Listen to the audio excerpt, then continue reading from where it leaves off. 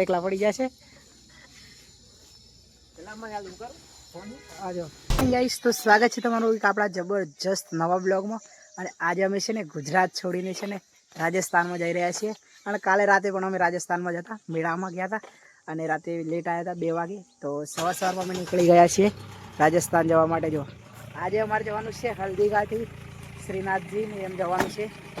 તો સવારમાં અમે છે ને આવી ગયા છે રાજસ્થાનમાં। અને આજે આપણી સાથે આવવાના છે ફેમસ ક્રિએટર સર્જન કોટવાલ। તો અત્યારે અમે છે ને એમને લેવા માટે જઈએ છીએ। જો અત્યારે જસ્ટ એમના ગામમાં જ આવી ગયા છીએ। તો કન્ટિન્યુ વિડીયોને જોતા રહેજો અને આપણી યુટ્યુબ ચેનલ ઉપર જો પહેલી વાર હોય તો આપણી યુટ્યુબ ચેનલને સબસ્ક્રાઈબ કરી લેજો। બાકી તમને બધાને છે ને શ્રીનાથજીના દર્શન કરાવીશ, પછી હલ્દીઘાટી બતાવીશ, બહુ બધું બતાવીશ। તો કન્ટિન્યુ વિડીયોને જોતા રહેજો। ગુડ મોર્નિંગ ગાઈસ, તો છે ને આપણે આવી ગયા છીએ કરાવાડા અને સિમલવાડાની વચ્ચે જે ચમત્કારી થાંભલા છે ને ત્યાં। અને ત્યાં વિડીયો શૂટ લઈ લીધો। બાકી જો ગાડી અહીંયા મૂકી દીધી છે અને બ્લોગર છે, વિડીયો એડિટ કરે છે। જો ફેમસ ક્રિએટર આવી ગયા છે આપણી સાથે। કેમ છો? મજામાં। ચલો બેસીએ ફટાફટ। મિત્રો આપણે છે ને ઉદયપુર ક્રોસ કરી દીધું છે અને હવે જઈ રહ્યા છીએ નાથદ્વારા બાજુ। પણ અમે છે ને ટનલ છે ત્યાં આવી ગયા છીએ ફોટા પાડવા માટે। જો આ ટનલ છે, આ શું છે? વાગે ને સોયબેન એવું કહે છે કે ભોયરા જેવું લાગે અને આપણે છે ને દેશી ભાષામાં ભોયરું જ કહેવાય। પણ આ એક ટનલ છે જે નાથદ્વારા જતા આવે છે।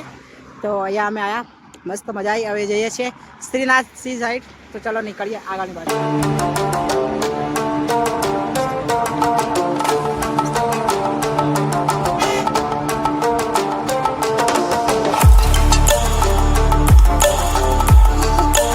ફાઇનલી મિત્રો પહોંચી ગયા છીએ અમે હલ્દીઘાટી। અને હલ્દીઘાટી છે એ તો આગળ છે, પણ અહીંયા છે મ્યુઝિયમ છે હલ્દીઘાટીનું। તો ત્યાં અમે જવાના છીએ હવે। અને અહીંયા મૂકી દીધી છે અમે ગાડી અને હવે જઈએ ઉપર જઈએ। અહીંયા મ્યુઝિયમ છે। તો ફાઇનલી મિત્રો આપણે આવી ગયા છીએ મ્યુઝિયમમાં। અને જો અહીંયા મોટી મૂર્તિ છે મહારાણા પ્રતાપની,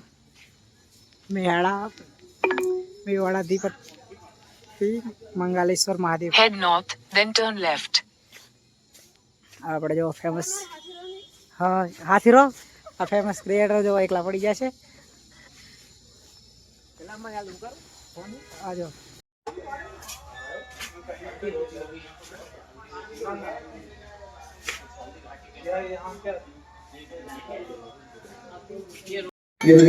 विस्तृत जानकारी नहीं मिल पाती थी, इसलिए हमने इस संग्रहालय की स्थापना की है। उस एक संग्रहालय की स्थापना का मुख्य उद्देश्य ये है युद्ध की जानकारी के साथ साथ महाराणा प्रताप के जीवन में जो घटनाएं घटी है उनको विस्तृत रूप से आने वाले पर्यटकों को दिखा सकें और यहाँ पर आने वाले पर्यटक देशभक्ति की प्रेरणा लेके जाएं और हमारे देश को गौरव को आगे बढ़ाएं। और इसी में विस्तृत रूप से आपको जानकारी देंगे श्रीमान हरीश भिवानी। धन्यवाद। इस म्यूजियम के संस्थापक श्रीमान मोहन जी श्रीमाली है। उन्होंने वरिष्ठ अध्यापक की नौकरी से स्वेच्छा सेवानिवृत्ति लेकर अपनी पैतृक भूमि पर इस संग्रहालय का निर्माण करवाया और मुख्य सहयोगी उनकी पत्नी श्रीमती विमला देवी श्रीमाली इनके साथ कंधे से कंधा मिलाकर चली। इस सपने को साकार करने के लिए उन्होंने अपना सब कुछ न्योछावर कर दिया। 18 जून पर हल्दी घाटी का घमासान युद्ध हुआ था। ये युद्ध केवल एक दिन का था, जो मेवाड़ के राजा महाराणा प्रताप एवं मुगल अकबर की सेना के मध्य हुआ था। इस युद्ध में अकबर स्वयं नहीं आए थे। उन्होंने आमेर जयपुर के राजा मानसिंह को अपना सेनापति बनाकर भेजा था। हल्दी घाटी का युद्ध 5 किलोमीटर लंबे और 200 मीटर चौड़े क्षेत्र में हुआ। आप लोग सभी संग्रहालय में खड़े हैं। संग्रहालय से 200 मीटर की दूरी पर चेतक की समाधि है, जहां पर महाराणा प्रताप के स्वामी भक्त घोड़े चेतक को दफनाया गया था। यहां से 2 किलोमीटर की दूरी पर हल्दी घाटी दर्रा है। इस दर्रे की विशेषता है कि यहाँ की प्रकृति की मर्यादा के लिए प्राण न्योछावर करने वाले योद्धाओं और ललनाओं से प्रताप ने न केवल सीख ली, बल्कि ये घटना उनके जीवन का आधार बन गई। फरवरी 1572 को महाराणा उदय सिंह प्रताप की ज्येष्ठता और योग्यता को ध्यान में रखते हुए सरदारों ने उनको राजगद्दी पर आसीन के छक्के छुड़ा दिए। देखते ही देखते शाही सेना में खलबली मच गई। रक्त तलाई, घोड़ों की टापों, हाथियों की चिंगारों और तलवारों की झंकारों से गूंज उठी। चारों तरफ हाहाकार मच गया। युद्ध का घटनाक्रम अचानक उस समय बदल गया जब प्रताप ने अपने घोड़े चेतक को एड़ लगाकर मानसिंह के हाथी पर चढ़ा दिया और उस पर भाले से भरपूर वार किया। मानसिंह हौदे में दुबक गया। प्रवासी जीवन व्यतीत करने लगे। उनके पास पर्याप्त संपत्ति नहीं थी तो उनके वित्त मंत्री भामाशाह ने अपनी सारी सुख सुविधा को छोड़कर अपने राजा को स्वयं का धन 25 लाख रुपए व राजकोष में 20,000 अशर्फियां देश के लिए अर्पित की, जिससे महाराणा प्रताप ने 12 वर्षों तक अपनी सेना को संगठित किया, सैन्य शक्ति को बढ़ाया और मेवाड़ मातृभूमि को आजाद करवाया। महाराणा कुंभकर्ण करवाया था। इस किले के अंदर 9 मई 1540 ईस्वी में महाराणा प्रताप का जन्म हुआ था। इस किले की ऊंचाई समुद्र तल से 3,568 फीट की है। GPS इस signal किले lost. की दीवार 36 किलोमीटर तक फैली हुई है। इस दीवार का नाम ग्रेट वॉल ऑफ चाइना के बाद द्वितीय पायदान था। इस किले की तलहटियों में महाराणा प्रताप ने अपने गुरु से शिक्षा प्राप्त की थी। ये किला 12 वर्ग किलोमीटर में फैला हुआ है। इस किले पर जब भी विदेशी आक्रांताओं ने आक्रमण किया और उस आक्रमण में कोई भी राजा व सैनिक वीर गति को प्राप्त कर लेते तो उनकी पत्नियां वीरांगनाएं अपने सतीत्व की रक्षा करने के लिए जलती हुई अग्नि में कूद प्राणों को त्याग देती थी, जिसे हम जौहर कहते हैं। चित्तौड़गढ़ में 3 मुख्य बड़े जौहर हुए थे। प्रथम जौहर 1303 ईस्वी में रानी पद्मिनी ने 16,000 स्त्रियों वीरांगनाओं के साथ जौहर किया था, सिर्फ अल्लाउद्दीन खिलजी के कारण। दूसरा जौहर 1535 ईस्वी में गुजरात के शासक बहादुर शाह के आक्रमण के कारण रानी कर्मावती ने वीरांगनाओं के साथ किया। और तीसरा जौहर 1562 ईस्वी में जब अकबर ने चित्तौड़गढ़ पर आक्रमण किया, उसी समय रानी फूलकुंवरी ने 7,000 वीरांगनाओं के साथ जौहर किया। फिर भी अकबर का मन में दृश्य है। अब्दुल रहीम खान खाना अजमेर का सूबेदार था। जब वो शेरपुर पहुंचा तब इसका पता कुंवर अमर सिंह को चला, जो महाराणा प्रताप के पुत्र थे। अमर सिंह ने शेरपुर छावनी पर अचानक आक्रमण कर दिया। उस आक्रमण में मुगल सेना में भगदड़ मच गई। मुगल सेना को अपनी छावनियों को छोड़कर भागना पड़ा। छावनियों के अंदर से लूटा हुआ माल व अब्दुल रहीम खान खाना, जिसकी बेगम आनी खान को बंदी बनाकर महाराणा प्रताप के सामने पेश किया गया। तब अमर सिंह पर महाराणा प्रताप क्रोधित हुए और कहा, जहां से इस नारी को बंदी बनाकर लाए हो, इसे पुनः GPS signal lost. आदेश का पालन करते हुए कुंवर अमर सिंह ने उस मुगल नारी को ससम्मान छावनी तक पहुंचाया। इस प्रकार महाराणा प्रताप ने अपने क्षत्रिय राजपूत धर्म का पालन किया और पराई स्त्रियों को मां, बेटी और बहन का दर्जा दिया।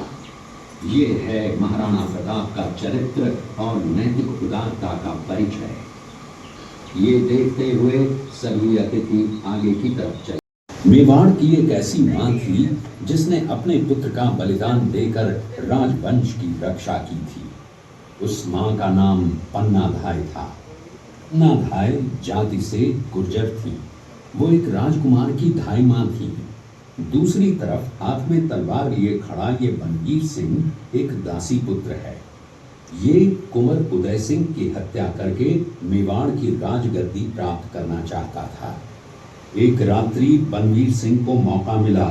वो राजकुमार उदय सिंह के बड़े भाई विक्रमादित्य सिंह की हत्या करके राजमहल की तरफ आगे बढ़ा। इसकी सूचना पन्नाधाय को लग गई। कुछ समय तक पन्नाधाय चिंतित हुई। तभी पन्नाधाय ने अपने पुत्र चंदन को राजसी कपड़े पहनाकर पलंग पर सुला दिया और उदय सिंह को एक टोकरी के अंदर छिपाकर पत्तों से ढक के महल के बाहर निकालकर गुप्त रास्ते से कुंभलगढ़ भेज दिया। बनवीर सिंह जब तलवार लेकर राजकक्ष में आया तो उसने पन्नाधाय से कड़क आवाज में उदय सिंह के लिए पूछा तो पन्नाधाय ने चंदन की तरफ इशारा किया। बनवीर ने चंदन को उदय सिंह समझकर चंदन की हत्या कर दी और ये समझने लगा कि मैंने राजकुंवर उदय सिंह को मार दिया। वही राजकुंवर बड़े होकर राजा बने और अपने नाम का उदयपुर नगर बसाया जो यहाँ से 40 किलोमीटर दूर है। और उन्हीं के पुत्र महाराणा प्रताप हुए जिन्होंने हल्दी घाटी का युद्ध लड़ा और आज हम लोग उनका इतिहास यहाँ पर देख रहे हैं। ये देखते हुए महाराणा प्रताप की वीरता को दर्शाती है। एक समय नरभक्षी बाघ का आतंक छाया हुआ था। महाराणा प्रताप ने उस बाघ का शिकार कर उस बाघ को मार डाला। ये घटना महाराणा प्रताप की वीरता की प्रतीक है। कृपया अब आप सब की थी कि जब तक अपनी मातृभूमि को शत्रुओं से मुक्त नहीं करा लेता तब तक न तो मैं महलों में रहूंगा, न किसी धातु के पात्र में भोजन करूंगा, न किसी गद्दी के बिछौने पर सोऊंगा। पत्ते ही भोजन के पात्र होंगे, जमीन ही बिछौना होगा। इस प्रतिज्ञा का पालन उन्होंने 21 वर्षों तक जंगलों में रहकर किया। इस दृश्य में देखिए महाराणा प्रताप वृक्ष के नीचे बैठकर पत्तों पर खाना खाते हुए। इसी कारण हम आज भी महाराणा प्रताप को श्रद्धा व सम्मान से याद करते हुए देशभक्ति की प्रेरणा प्राप्त करते हैं। ये देखते हुए सभी अतिथि आगे की तरफ चले। घाटी युद्ध के बाद चेतक घोड़े ने 22 फीट के एक बरसाती नाले को पार किया। ये उसी समय का दृश्य है। पास में खड़े महाराणा प्रताप के छोटे भाई शक्ति सिंह हैं, जो पहले मुगल सेना में थे। बाद में वो महाराणा प्रताप की तरफ आए, माफी मांगी और अपना घोड़ा महाराणा प्रताप को दिया। ये देखते हुए सभी अतिथि आगे। मित्रों आखुं छे ने म्यूजियम कम्प्लीट फरी लीधुं छे अने आखुं मस्त फरी लीधुं। जो आ टाइप से कंईक बहारनो नजारो। ओ माय गॉड, आटलुं जबरजस्त लोकेशन। આપણે ગઈ વખતે આવ્યા હતા જ્યારે સાયકલે, ત્યારે છે ને આપણે વિધાઉટ મની ફરતા, એટલે છે ને મ્યુઝિયમમાં ટિકિટ 120 હતી, એટલે આપણે છે ને આ પૈસા વપરાઈ જાય એમ કરીને પ્લસ ટાઈમના કારણે આપણે છે ને મ્યુઝિયમમાં વિઝિટ નહોતું કર્યું, તો આજે મ્યુઝિયમ આપણે કમ્પ્લીટ વિઝિટ કરી દીધું। બહુ જબરજસ્ત નજારો છે અને યુટ્યુબ ચેનલ પર પહેલી વાર હોય તો આપણી યુટ્યુબ ચેનલને સબસ્ક્રાઈબ કરી દેજો। બાકી જો હા જો ગાઈસ, જો મુકેશભાઈ કેમ છો? બાકી ચલો ભાઈ મજા આવી ગઈ જબરજસ્ત। અને હજી તો છે ને અમારે નાથદ્વારા જવાનું છે, એટલે કે શ્રીનાથજી। ત્યાર પછી અમે જવાના છીએ ઉદયપુર।